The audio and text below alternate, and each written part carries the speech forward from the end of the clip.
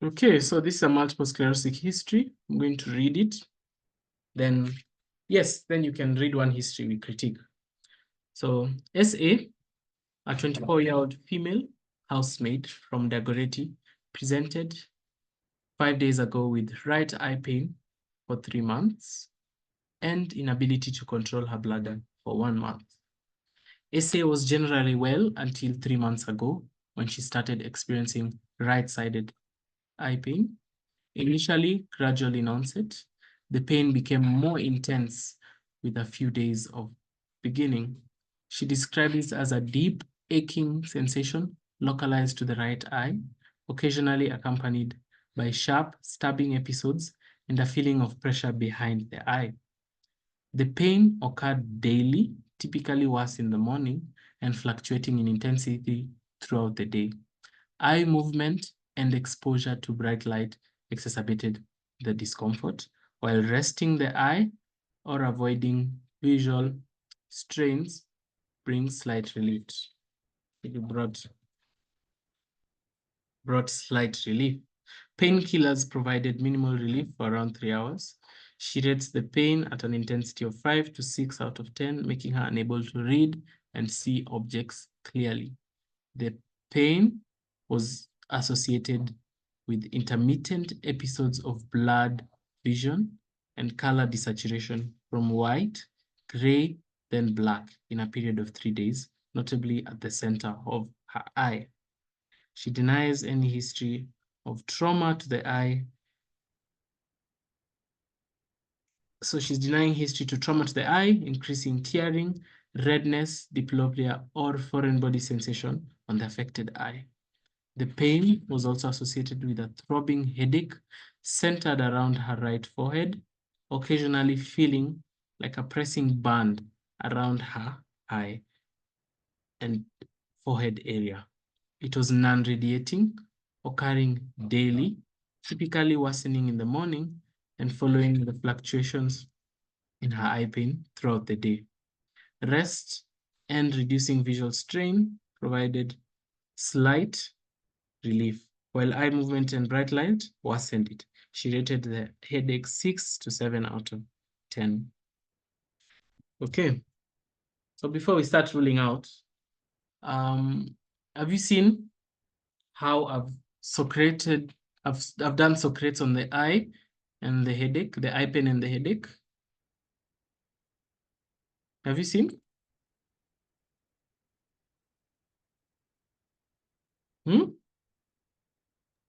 Yes.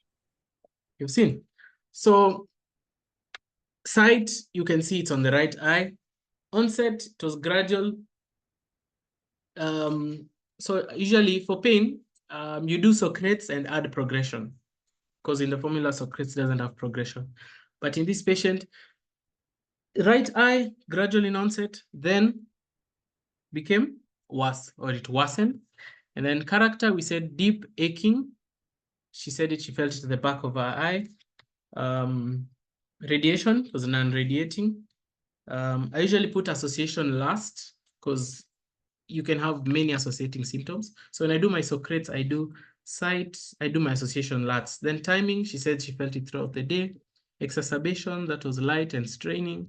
And then relieving factors was rest and painkillers. Then you have to mention how long it offered relief. And then severity, when we're giving severity, we rate it out of a scale of 1 to 10, and we say how it has affected them. So for her, you can see this eye pain, she's unable to read and see objects clearly. Okay? Same to the headache, you Socrates the headache too. Then we now start ruling out. She reports no history of vertigo, so we're ruling out CNS, convulsions, photophobia, tinnitus, neck stiffness, and has had no episode of loss or reduced consciousness. Okay?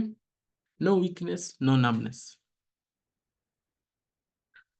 She has had no chest pain, difficulty in breathing, orthopnea, or PND. So reason is headache can also be a severe symptom. So we also have to rule out severe symptoms. She has had no easy fatigability, no dizziness, no palpitations.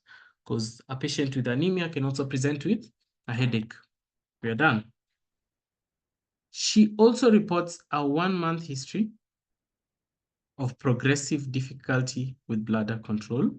She describes experiencing a frequent and sudden urge to urinate, often resulting in episodes of urinary incontinence before she could reach the bathroom. This urgency was unpredictable, and there were no clear triggers, though she notes it sometimes worse after consuming liquids.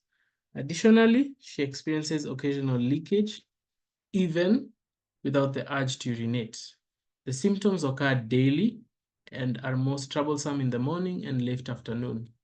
Attempts to limit fluid intake have reduced the frequency of episodes slightly, but they have not resolved her symptoms. The patient denies experiencing dysuria. So we're now starting to rule out urinary symptoms. Dysuria, which is an infectious cause, most likely a UTI or an STI. Hematuria, foul-smelling urine, suprapubic or flank pain. She reports no history of polyuria, polydipsia, or polyphagia. So here we are ruling out diabetic it's supposed to be nephropathy, sorry. Nephropathy. Her last normal menstrual period was approximately 3 weeks ago. So we're ruling out pregnancy as a cause of urinary incontinence. She states she has accompanying constipation, about 3 bowel movements per week, not associated with hematochezia or melena, dark urine, pale stools, or yellowing of the eyes. So, okay, so we have constipation, so we have to rule out GI symptoms. So we have no dysphagia, odonophagia, hematemesis, or nausea. So all this, we are ruling out GI symptoms since she had constipation. Of note here, I've written in brackets, ruling out the rest of GI, although dysphagia may present if the vagus nerve is affected, okay? So as much as, yes, she didn't have dysphagia, it can also come in a patient with MS if the vagus nerve is affected. Then of note, 2 weeks ago, she began experiencing episodes of sharp stabbing right-sided facial pain, lasting for a few seconds, that were often triggered by chewing, brushing her teeth, or sometimes even lightly touching her face. She felt the pain on the right side of her face, around her cheek and jaw. It would resolve on its own, or after completion or sensation of the triggering event. So from that, we could conclude that she had trigeminal neuralgia. So trigeminal neuralgia is one of the complications of multiple sclerosis, or it's not really complication, but late presentations of multiple sclerosis. So when the trigeminal nerve is affected, we have such symptoms. Okay. And then she reports to have unintentionally lost weight, which she can't quantify, but says she's noticed her clothes appear looser on her, but reports no fever, night sweats, loss of appetite, or malaise. So I was ruling out the constitutional symptoms and ruling out malignancy as a cause of these symptoms. And then the patient denies any history of alcohol consumption, cigarette smoking, or use of recreational drugs. She reports that she's been working in Saudi Arabia for the last 3 years, where she would not get enough sunlight exposure. That is the risk factor. So from the symptoms, we had to ask the risk factors for MS. As you can see here, we have got it. She says she worked in Saudi Arabia for 3 years and she did not get sunlight exposure. I remember in clapping, she was saying, oh, she usually stayed in the house. She couldn't even get out. And yeah, that's how it happened. Okay. Then from there, you can now continue. Since coming to KNH, blah, blah, blah, blah, blah. These things have been done. An MRI has been done. Lumbar puncture has been done. You mention all those things, okay? So the main thing I wanted you guys to see is how to characterize the eye pain, the headache, how to rule out potential causes of the eye pain and the headache. As you can see here in between, I talked about no redness of the eye, No increased tearing in that eye, no history of trauma, okay? Make sure you rule out other causes of eye pain, rule out causes of headache, rule out other causes of urinary incontinence, and then if she has had any complication, in this case, she had trigeminal neuralgia, you mention. I usually mention with of note so that it's not really what brought her to the hospital, but that's something that she said, okay, by the way, I also have this, okay?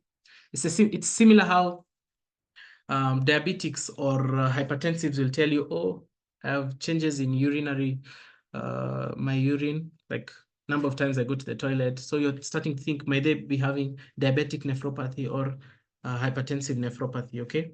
The same way hypertensive will also tell you, oh, they have blurry vision. It's not necessarily what really brought them to the hospital, but it's a complication. So that's how I usually put it, okay? So this is an MS history. On exam, nystagmus, visual acuity will be poor, nystagmus will be affected. Color vision. So this is optic nerve 2. Color will be affected. Accommodation will be okay. Color will be affected. Acuity will be affected. 3, 4, and 6, you might have the lateral gaze. She'll be unable to adduct the right eye due to MLF to be medial longitudinal fasciculus may be affected. She may also have nystagmus. And then speech, depending, when you are clacking her, did she have speech dysarthria? This one didn't have, but that's also a common symptom. So yeah, that's how an MS history should look like. Any questions?